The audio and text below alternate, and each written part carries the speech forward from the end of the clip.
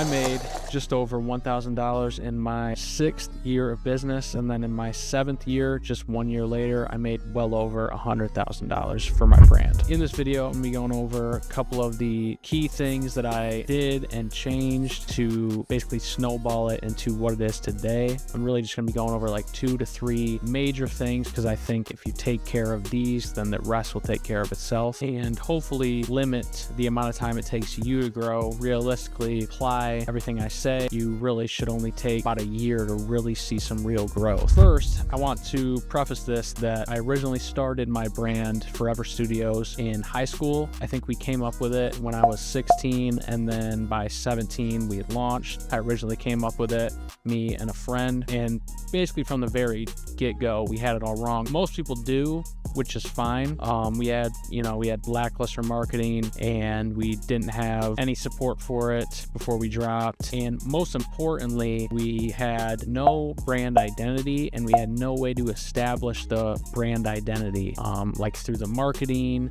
There just wasn't enough content at all, which is fine. You're really never gonna have it all figured out on your first drop unless you've had experience in business or creative direction before. Essentially, after this horrible drop, I committed to posting content every single day. And I did that pretty much every day for about a year, year and a half, and with monthly, sometimes 2 drops a month. And what releasing all of this content forced me to do was it forced me to essentially build and work out a brand identity. That was one of the major key things that lacked, and really any brand needs if you want to do anything, because when it comes to running a brand, you're not selling the cool design or the cool logo. And everybody, I'm sure a lot of people watching this have heard this before, but I want to reiterate that you're not selling the cool design or the cool logo, at least 99% of the time. You're selling the idea that the brand represents, the concept, the overall vision and feeling. That's what you're selling. And you want the customer to feel like they are almost absorbing the vibe or the feeling from the brand. They're not just buying a cool shirt because they think it looks cool. They're buying the shirt because it represents the brand and what it stands for. And brand identity, I feel like I struggled with all the way up until that 5-year mark. And then even at, that year and a half where I was posting content every day, I still don't feel like I really figured it out until like 2 years after that. And that's when I really started to make money. And the reason that content and forcing myself to make content allowed me to, I basically had no choice but to create the brand identity. And because I had no choice, I basically defaulted to what I was comfortable with and what felt naturally to me. And doing what feels comfortable doesn't mean taking the easy route always. It doesn't mean being lazy. Sometimes doing what's comfortable is the best way to get ahead. And what I was most comfortable with when it came to art and design and content creation was I designed in a specific way, and what I felt was most natural to me was making art that resembled grunge, alternative, dark, gothic in some ways, and a lot of my favorite brands and favorite aesthetics went along with this kind of ideology.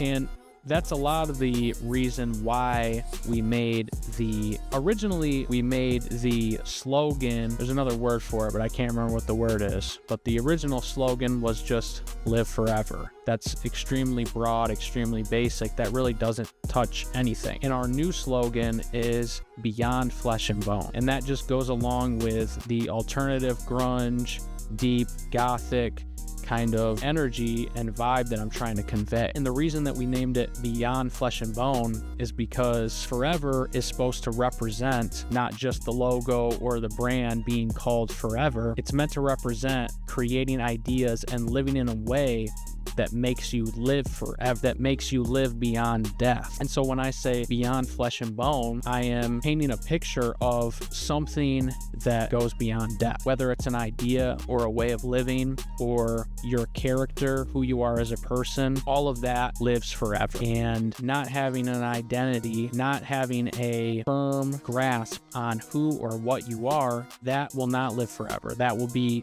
forgotten. So like I said, when it comes to brand identity, identity. It's just to reiterate what every other creative director and brand owner, business owner says, because it's not just clothing, but it's really important as clothing. Brand identity, creative direction is the biggest thing that makes a difference. When you figure out your brand identity, it will basically snowball from there. And I think one of the best ways to figure out your brand identity is to, again, do what feels natural to you, do what you naturally gravitate towards. Try to not copy, but replicate and re-innovate what you already find inspiring. It can be brands, it can be ideologies. I use a lot of historical, mythical figures and imagery to base my inspiration off of. And when you're building your brand identity, a lot of people, when they first start, they think of 1, 2, 3 words to describe. It needs to go so much deeper. The alternative, grunge, dark, gothic, concrete, ash, cigarettes, swear, vintage, destroy, cracks, broken glass, cities, graffiti, and the list goes on and on and on. And those aren't even like the best word. That's just something I thought of on the fly, but really try to get extremely descriptive. And when I say do what's natural, it's really hard to describe that, but try to do what you naturally gravitate towards. I am naturally I feel darker spirited person. I think about death a lot. I think about dark things a lot, and not even in a negative way. Just I think about darker things. And so I try to translate that to the real world. And I think the best way to start is looking at what you're inspired by. That could be other small brands. That could be bigger brands. Could just be imagery, be really anything. Now, the other big thing that massively changed the amount of success I was able to get, I stopped having a victim mentality. And this victim mentality was not just due to the brand not doing so great out of the gate. This really came down to a core belief that I had on myself and a self-image that I held. And when you have a victim mentality, you believe that everything in the world is happening to you. You don't feel like you have control, and everything bad is a product of the universe punishing you, or God punishing you, or some outside force just doing it for fun. And what I had to get in my head was that I am not a victim.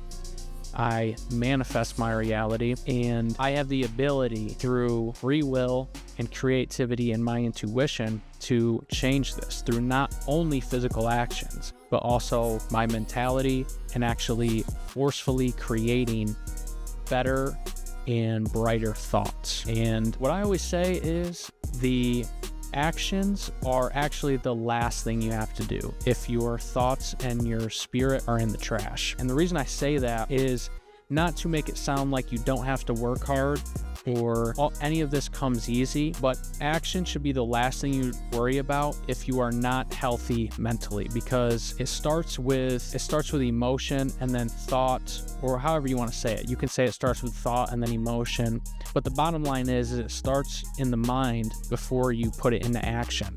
And if your mind is not in a healthy spot, your self-image is not in a healthy spot, which is also kind of two separate things. Your mind can be in a good spot, but your self-image can be poor. You really have to have a good self-image and a healthy mind. And if you start taking actions before those are up to par, you're going to create more problems with yourself or for yourself. So the biggest thing was not just snapping out of it and saying, I'm no longer going to be a victim. It took years of work, and this is part of the reason why it took so long, those like first 5 years before I made any traction with my brand. And that is because it took a long time for me to get not only the courage to make the right actions, but also I feel I could not get what I wanted until I could believe that I could get it, and I could see myself as a person being worthy of it. And so I'm not saying not to work hard. I'm not saying that there's a lot of people that can even brute force their way out of the mental side of things. If you work super hard, you can probably brute force your way into being a millionaire. It'll probably take way more work, and it'll be way more grueling and harder on your mental. And if that's who you are and want to be as a person, that's great. For me, I was not able to do the work until I did the mental work. And when you do the mental work, the physical work and the actions flow way better, and you enter a flow state. So again, I'm not saying not to work hard, have to work hard. I did a ton of work to get here. I'm going to go into more videos about that in the future. In the beginning, the first half of the year that I made over $100,000, the first 6 months and even before that, the 6th year, I was doing that too. So about a year and a half, I was printing everything in this room right here. I have a screen printing machine behind me. It has 1 table and 4 print heads. So I could do 4 colors, but I only had 1 table. And I would cure the ink with a heat press, 1 shirt at a time. And towards the end, before I started outsourcing everything, I was printing probably, this might not sound like a lot, but I was probably printing 300 or more items a month. It might even been like 500. And in a screen printing shop, that's not that much. In a small apartment bedroom with a 1 table screen printing press, and you have to cure the ink every time you're done, and you have to clean the screens, and you have to set up the screens, you have to put the film onto the screens, all in this tiny bedroom.